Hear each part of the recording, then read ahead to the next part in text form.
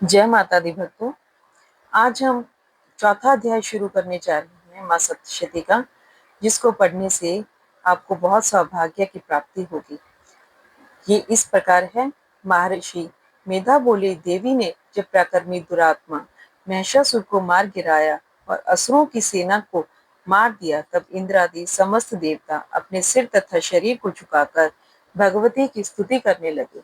जिस देवी ने अपनी शक्ति से यह जगत व्याप्त किया है और जो संपूर्ण देवताओं तथा महर्षियों की पूजनीय है, उस अंबिका को हम भक्ति पूर्वक नमस्कार करते हैं। वह हम सब का कल्याण करे। जिस अतुल प्रभाव और बल का वर्णन भगवान विष्णु, शंकर, ब्रह्मा जी भी नहीं कर सके, वह चंडिका देवी इस संपूर्ण जगत का पालन करे और अशुभ भय का नाश करे।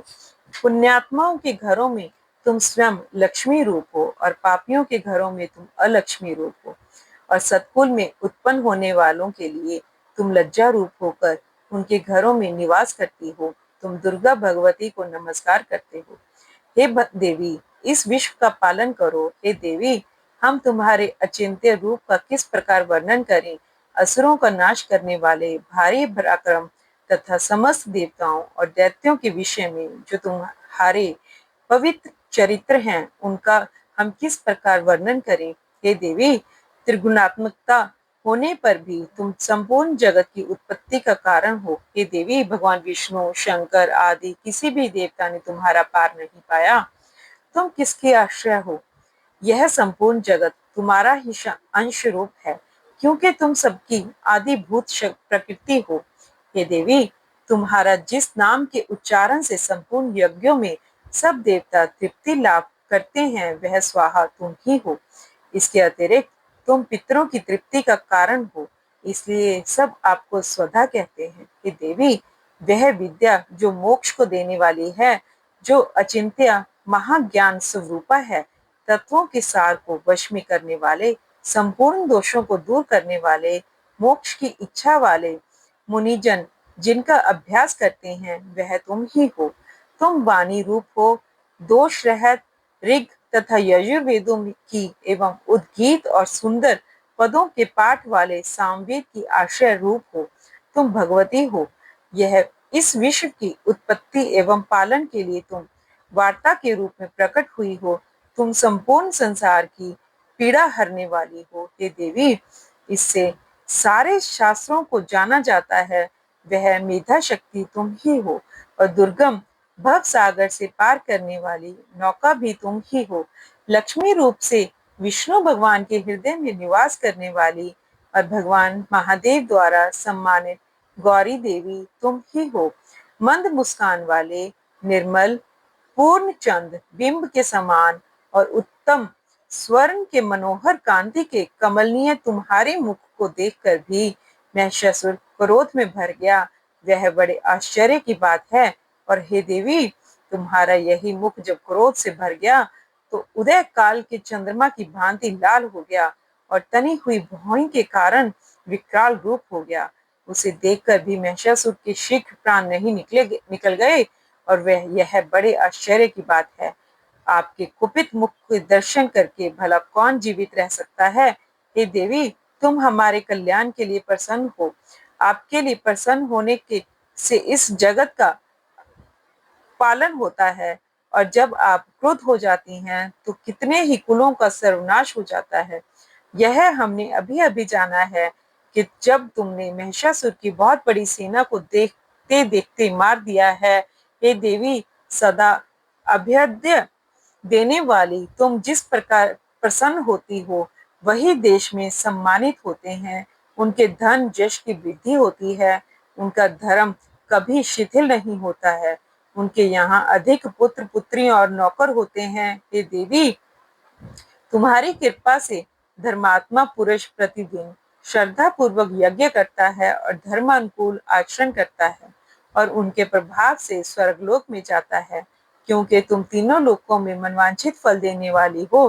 हे माँ दुर्गे, तुम स्मरण करने पर संपूर्ण जीवों के भय नष्ट कर देती हो, और स्थिर चित्त वाले के द्वारा चिंतन करने पर उन्हें और अत्यंत मंगल देती हो। हे दारिद्र दुख नाशिनी, देवी, तुम्हारे सिवा दूसरा कौन है जो तुम्हारा चित्त सदा दूसरों के उपकार में लगा रहता है।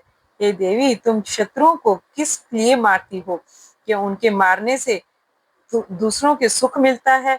वह चाहे नरक में जाने के लिए चिरकाल तक पाप कर रहे हों, किंतु तुम्हारे साथ युद्ध करके सीधे स्वर्ग को जाएं, इसलिए तुम उनका वध करती हो।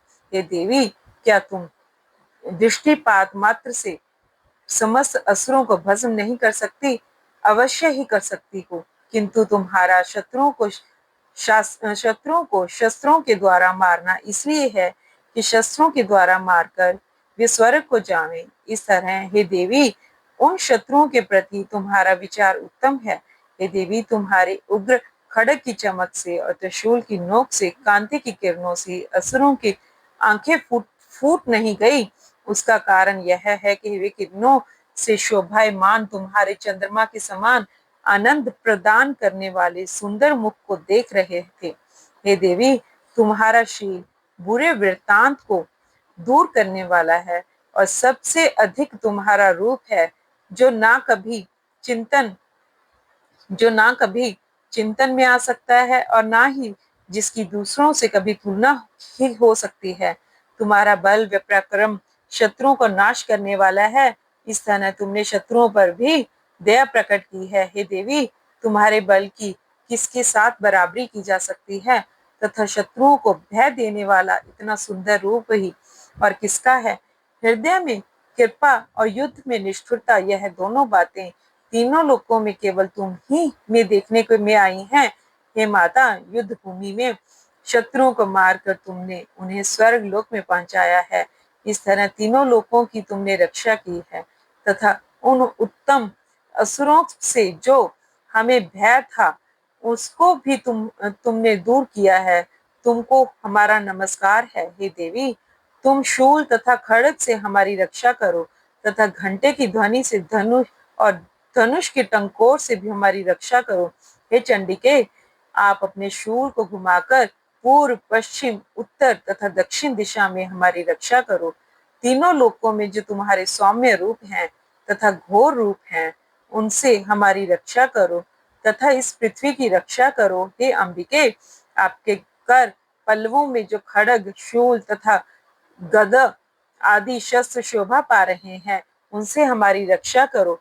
महर्षि बोले कि इस प्रकार जब सब देवताओं ने जगत माता भगवती की स्तुति की और नंदवन के पुष्पों तथा गंध अनुलेपों द्वारा उनका पूजन किया और फिर सबने मिलकर जब सुगंधित व दिव्य धूपों द्वारा उनके सुगंधित निवेदन की, तब देवी ने प्रसन्न होकर कहा, हे देवताओं, तुम सब मुझसे मनवांछित वर मांगो। देवता बोले, हे भगवती, तुमने हमारा सब कुछ कार्य कर दिया, अब हमारे लिए और कुछ भी मांगना बाकी नहीं रहा, क्योंकि तुमने हमारे शत्रु महिषासुर को ही मार डाला है।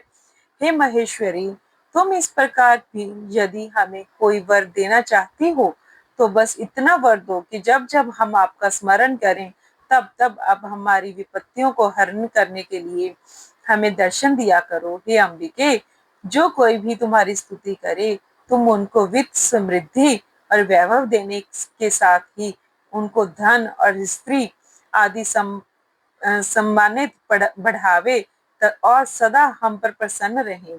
महर्षि बोले, हे राजन, देवताओं ने जब जगत के लिए तथा उनके लिए इस प्रकार प्रश्न किया तो बस तथास्तु कहकर देवी अंतर्ध्यान हो गई। हे भूप, जिस प्रकार तीनों लोकों का हित चाहने वाली यह भगवती देवताओं के शरीर से उत्पन्न हुई थी, वह सारा वृतांत मैंने तुझे सुना दिया है।